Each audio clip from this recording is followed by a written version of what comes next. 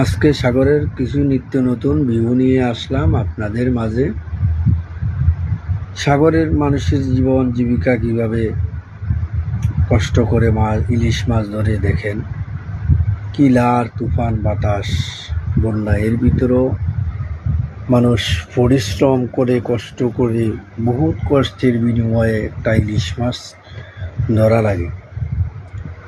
অনেক কষ্ট, বহুত কষ্ট, যে কষ্ট শেষ নাই। দেখেন লার তুফান, অনেক সময় বোট ট্রলার নৌকা এগুলা ডুবে যায় মাঝে মধ্যে।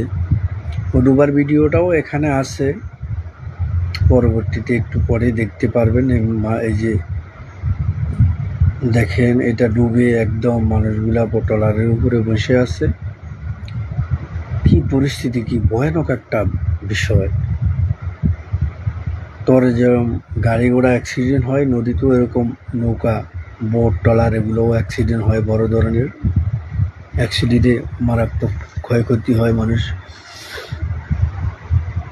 কত কষ্ট করে মানুষ জীবিকার জন্য বান তুফান লার এগুলা সহ্য করে নেয়, তারপরেও একটা ইলিশ মাছের জন্য কত কষ্ট করে মানুষ।